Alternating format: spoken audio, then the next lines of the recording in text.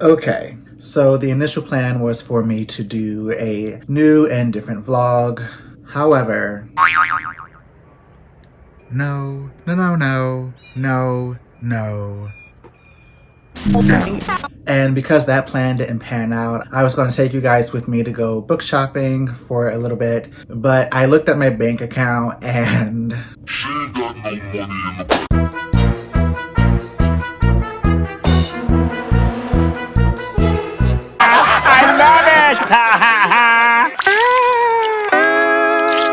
trying to make this last for the next 2 weeks on top of Christmas. Yeah. So instead today, I thought that I would talk to you guys about my favorite books that I've read in 2020.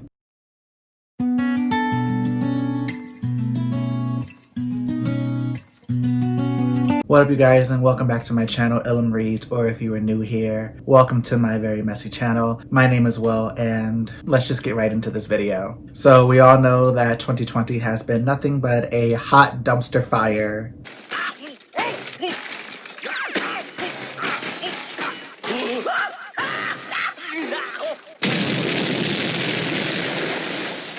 But that did not stop the book world from producing so many great books that came out this year. Some of these books I have already spoken about, so I'm only going to talk to you about them briefly, but there are some that I haven't spoken about, and I'm going to try to talk to you a little more about those in depth. However, we all know how my mind can be.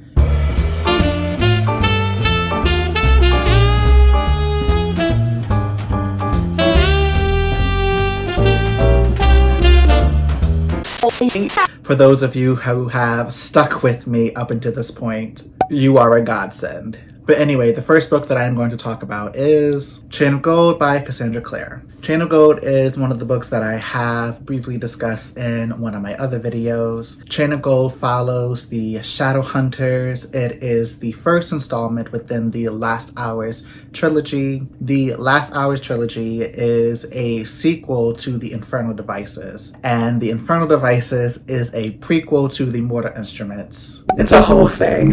However, what I love about Chain of Gold is that even though this is the first installment and the sequel to the prequel, the Last Hours is actually supposed to lead into the Wicked Powers, which is going to tie all of the Shadowhunter Chronicles together. So basically in Chain of Gold, we follow Cordelia Carstairs, who is a Shadowhunter who was raised and trained as a warrior since childhood. Cordelia's mother wants to marry Cordelia off. However, Cordelia is more determined to be a warrior instead of a bride. I can't remember specifically if the setting of the entire book begins at like the tipping point, like the very end of the Edwardian era, going to the Victorian era. I think that's how it goes. I'm sorry if I'm wrong. But yeah, it's taking place in London, and London is being overrun by a series of demons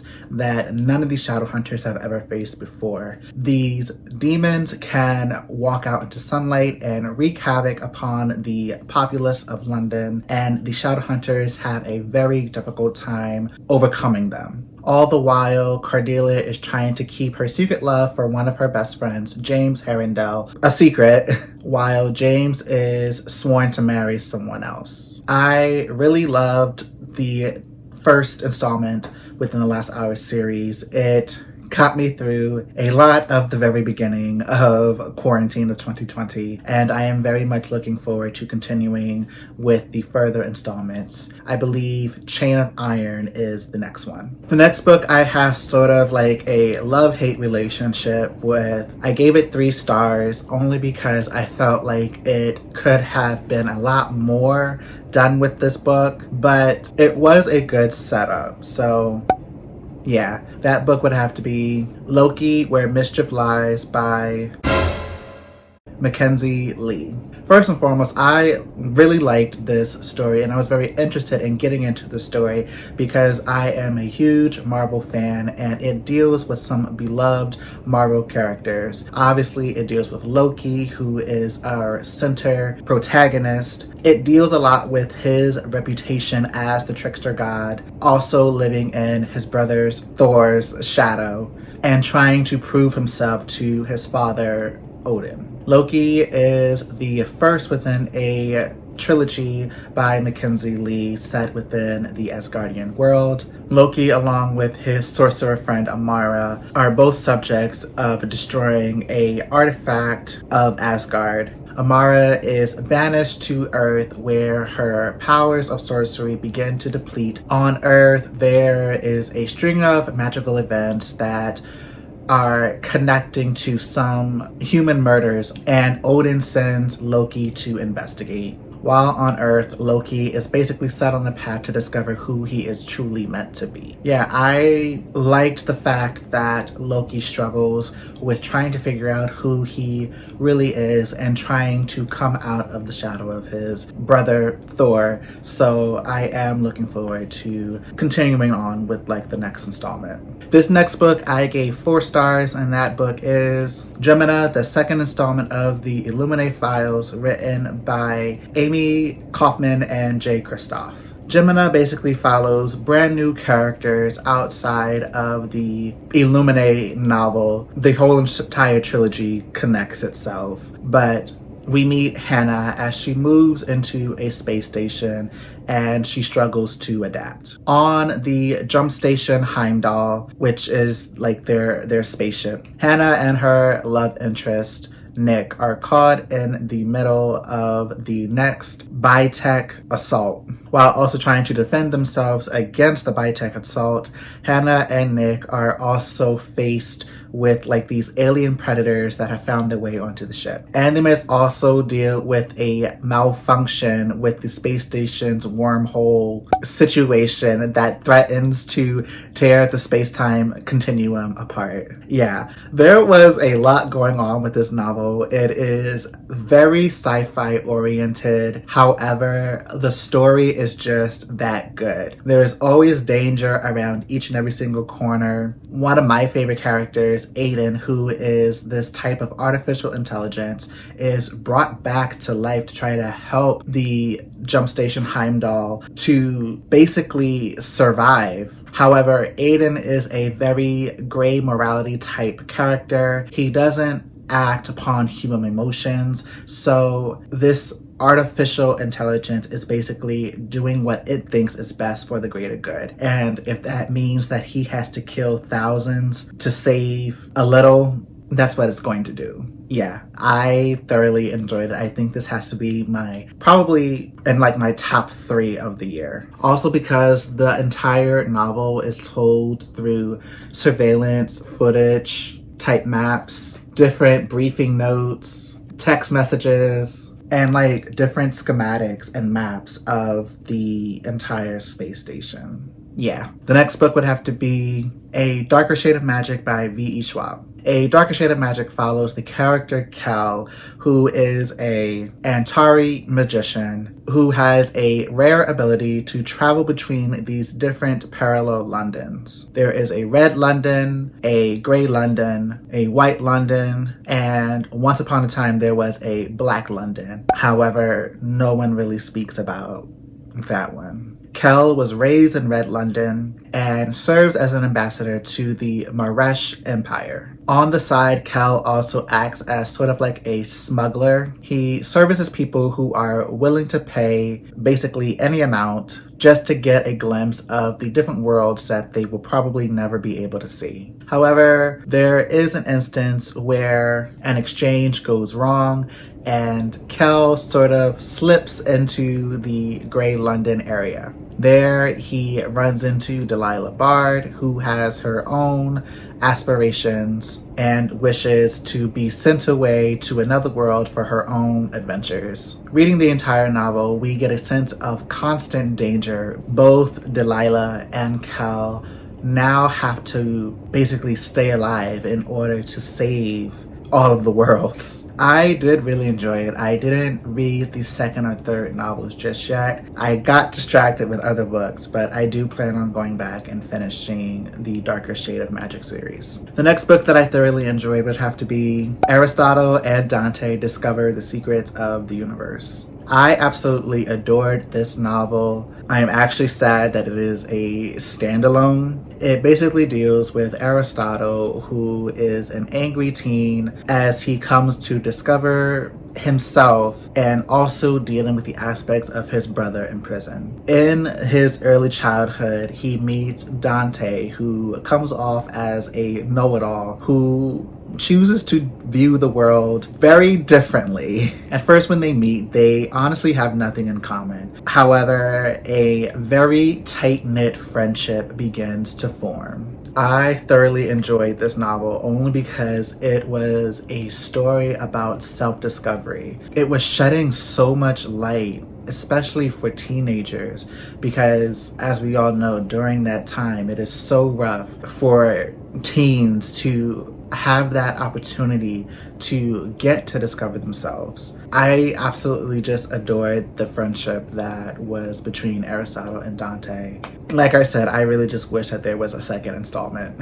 The next book that I enjoyed this year would have to be The Poet X by Elizabeth Acevedo. This is another book that I had spoken about in earlier videos. Basically, The Poet X is a story told in prose and verse. It follows the tale of Ziamora, who lives in Harlem as she discovers slam poetry as a way to understand her mother's strict use of religion within their household, but also as a way to discover herself. This is another coming of age tale, especially around the time when Ziamara begins to fall for a boy in her bio class by the name of Aman. I think that's his name.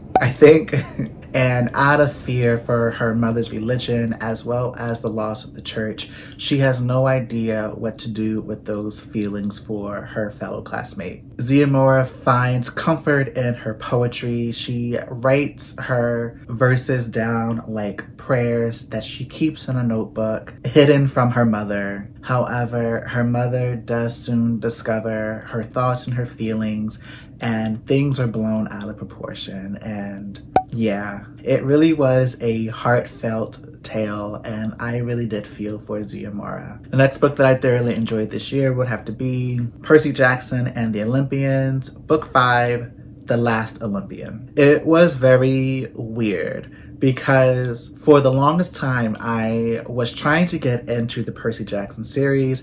I have heard great things about it. However, I think because I came into the series as a young adult, I wasn't enjoying it that much because it is, or I should say it starts out as like a middle grade series, and I just really wasn't in that headspace when I first began the Percy Jackson series. However, I began to listen to some of them on audiobook, and book number 5 would have to be my absolute favorite. Of course, Rick Riordan in book 5 is tying up all of the loose ends. The Mad Titan Kronos is now on the loose, and with every half-blood that he recruits, his power only grows stronger. And basically, Percy is the only one who has the capabilities of taking down this master of time, or whatever he is, as he begins to try to take over or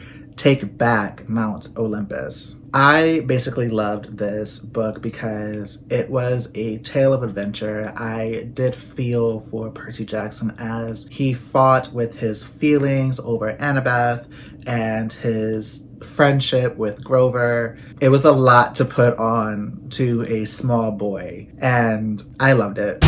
This next book I spoke a little bit about as well, and that book would have to be Legendborn by Tracy Dion. Legendborn basically is a Arthurian legend retelling. We basically follow the descendant of King Arthur and his round table. We follow Bree Matthews, who wants absolutely nothing to do with her family memories or her childhood home. However, this was also a tale about how one honestly can't really escape their destiny. Bree Matthews wants to sort of understand or really get to know the details about her mother's death. However, there is a mage who tries to wipe out her memories after Bree witnesses a magical attack on her first night of a new school, but Bree is able to make herself remember those memories anyway,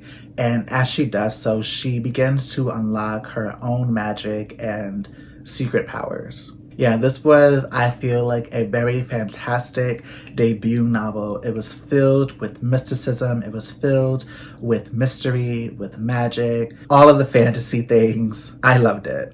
This next book is a manga series. I only read the first one. However, I watched the anime. I fell in love all over again, and that is Cardcaptor Sakura Clear Card Volume 1. I've been a Cardcaptor Sakura fan since I was a little kid, so I have followed her adventures extensively when she first began to learn about her magic and the cloud cards and becoming a card captor, going on to having to do the final judgment, and in winning the final judgment, she became the master of the cloud cards. As she became the master of the cloud cards, she had to turn the cloud cards into Sakura cards, which basically depleted all of her energy. This little girl was going through it for only being 12 years old. However, after all of those tests and trials, Sakura is basically now faced with one of the biggest mysteries yet. Even though that she has turned all of her cloud cards into Sakura cards,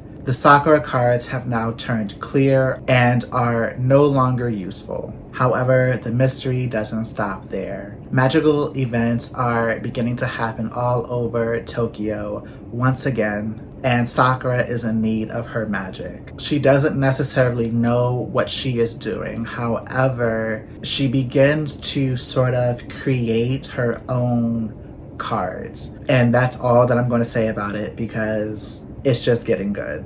I will admit that I am a little biased for this one. I don't care. But that book is The Meaning of Mariah Carey by Mariah Carey, her memoir. I absolutely loved reading Mariah Carey's memoir. I was actually supposed to do a whole different vlog for it. However, it didn't work out. I'm not going to go into it.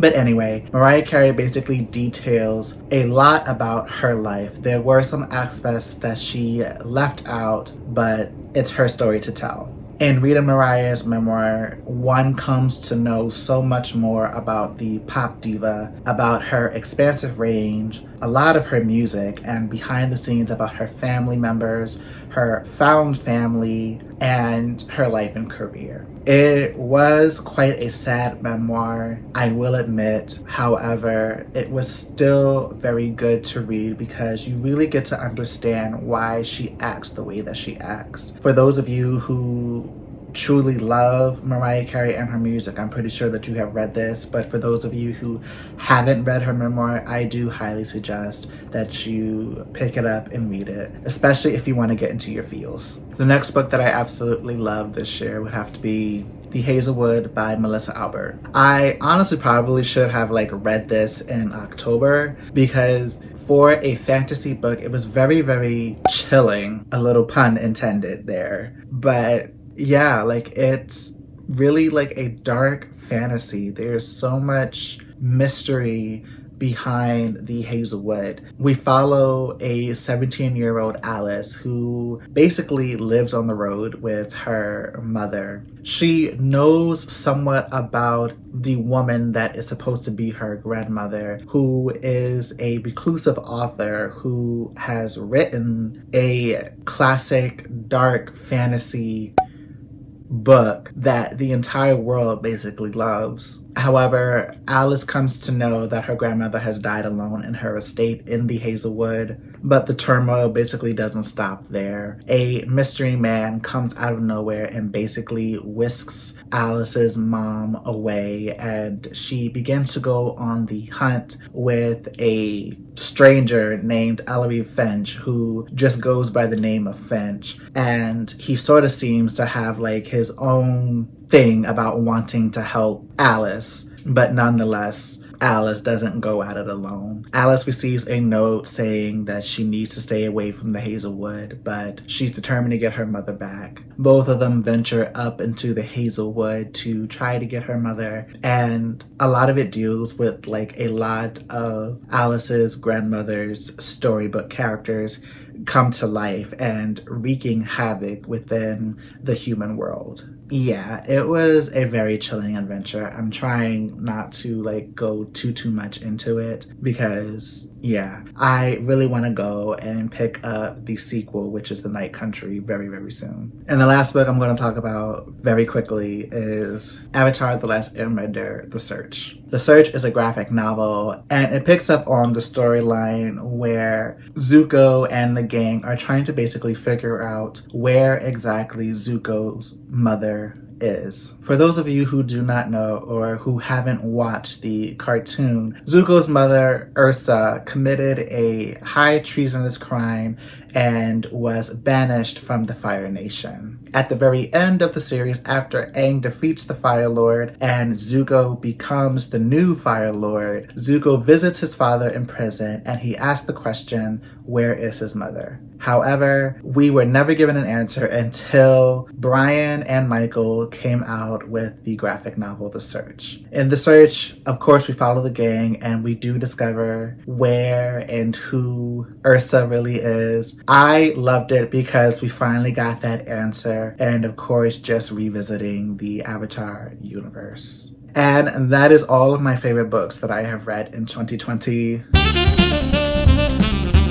I really hope that you have enjoyed this video. So if you did, please hit that like button, please subscribe, and also talk to me down in the comments. I always look forward to talking with you guys, and I will see you all in the next one. Bye!